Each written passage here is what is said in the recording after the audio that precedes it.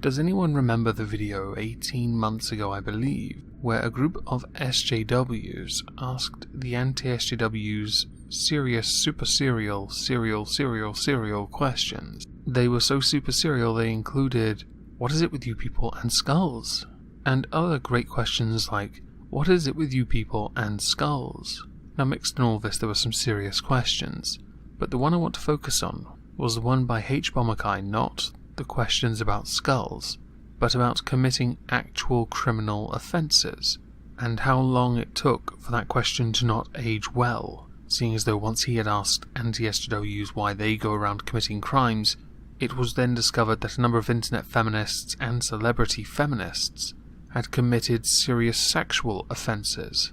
Yes, that question did not age well. Some of those internet feminists are actually registered sex offenders.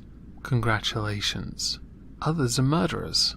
Now all that aside, and related to that kind of question, we're going to be addressing an article that I saw on a NewsSuite app on my phone, but was also put on my server by a patron, where the founder of a feminist t-shirt company fired his entire staff after they had learned he was an admitted sexual abuser. Isn't there some kind of irony to that? You fronting a company with t-shirts like "Don't get raped," with the word "get" and the letter D removed so it says "Don't rape." All the while, you're a sexual abuser. There's something wrong about that. If only I could put my finger on it. It's definitely bad optics once outed, but how much further from bad optics does it get when you fire your staff because of something you did, which inevitably backfired to the point where, on your Facebook page, when you put out a statement where you wrote, "After much deliberation, we have decided to make some necessary changes behind the scenes of feminist apparel, and in doing so are now actively seeking new management to help guide feminist apparel into the next chapter of its life, which we are extremely excited about. As always, thank you for your support," where the top comment reads, "I appreciate your ability to hide comments so that people can't see how badly you've hurt those who helped you build this company, and that you've changed the locks on former staff, but neglect to acknowledge any of our attempts to contact you so that we can retrieve our personal belongings.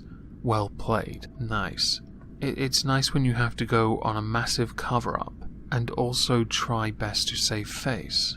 And there was another comment that indicated somebody had in fact been watching the comments pour in over a number of days, only to notice those from staff and former employees disappearing within minutes. If you are so keen on them not commenting, why not block them from the page?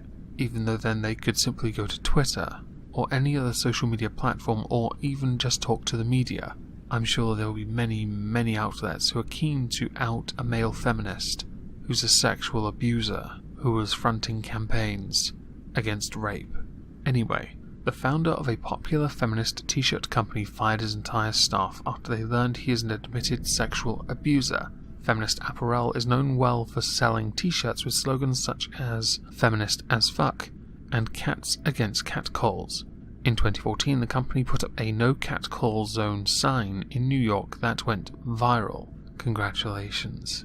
Tell me, how guilty did you feel when you were doing this? Or how hard were you when you were doing this? Or can you tell me whether or not you felt your conscience feel any better doing this? Or did the money help? I think that's all the questions I had for you. Let's move on. Alan Martofell started the US-based company 5 years ago, and it has won plaudits for its stances and designs. Congratulations.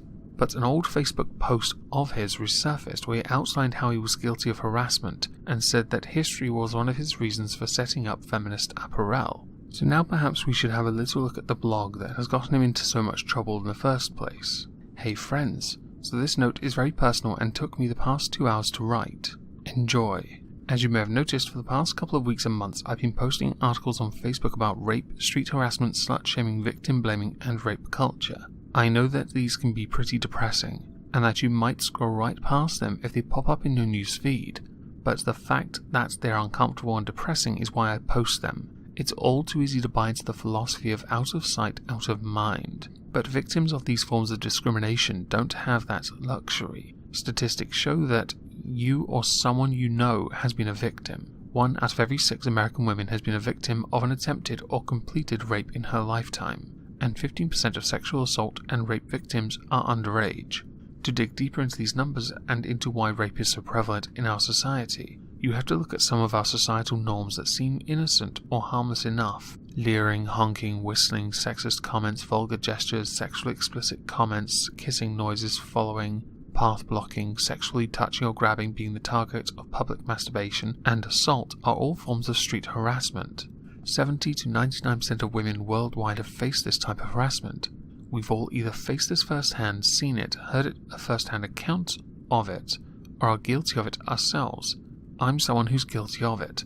I've grinded up on a woman on buses and at concerts without their consent. I've made out with the drunk chick at a party because it was easier. I've put a woman's hand on my dick while she was sleeping. It's not as bad as I thought it was, but damn, you're a dick. Let's continue with the article, because I can't really say much about that. As far as I'm concerned, you should probably step down from your company, or at least pass it off to somebody who can then run your company in your stead, while you go do some soul-searching at some kind of camp for male feminists who goofed. Refinery29 spoke to former employees of Feminist Apparel who said they reached out to Mr. Martofel several times, but all of their messages were ignored, which has been confirmed on Facebook by numbers of people, many people, on the thread that I've linked below, where they are accusing him outright of deleting comments. You cannot save face if people catch you doing it. And just because you've deleted it from Facebook does not mean the message won't reappear on Twitter, Tumblr, or on the news. It's very hard to save face when you claim to be something you're not. And with feminism especially, you are very hard pressed to save yourself, to save face, to earn redemption. Certainly in the case with sexual abusers, it's not something you can do. And no offense to anyone who is a feminist that has a forgiving side, but I have not seen this as a trend where one would forgive someone for being a sexual abuser that runs a company that tries to encourage people not to do what the owner of the company himself has done. Kerry Grogan, a former graphic designer and communications associate at Feminist Apparel, said, "The way he's handled this whole situation has been less of a surprise and more of a shock to the system. Not just lying to us about stepping down and then firing us, but the silence. The fact that he could stay silent, aside from one 2-sentence Slack message, for almost 2 whole weeks about our jobs and livelihoods being at stake, that was really shocking and very telling. It tells me he's less inclined to accept the criticism he should be rightly receiving. Granted, there will be a number of people just hurling abuse, and I understand why. You crossed a line, you built a franchise of a lie, you try and put forward a certain message, and yet you yourself do not represent it.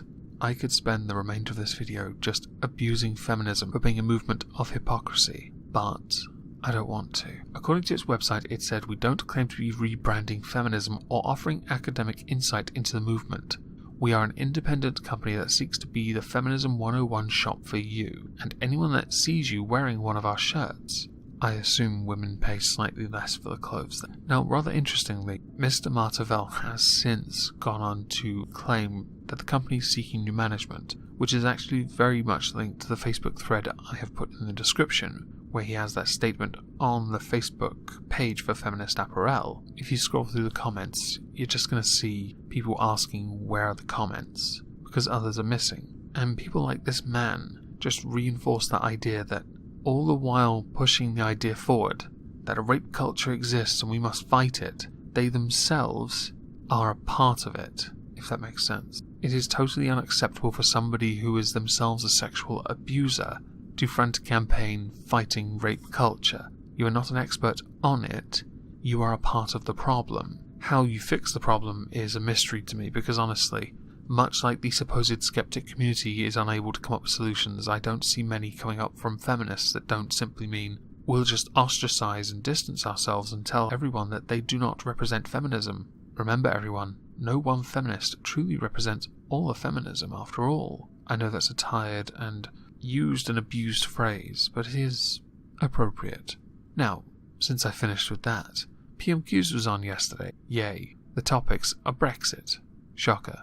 But as Theresa May was at the NATO summit, which I think is a fucking joke, we are treated to the Duchy of Lancaster, and Emily Thornberry. It is pretty dull, but if you want to listen to me prattle on for an hour about Brexit and other nonsense things about Donald Trump, I believe, then please feel free to join me. It is linked in the description. So I hope everyone has a lovely day, and thank you all for listening. Oh, goddowns. In your arse. Imagine my shock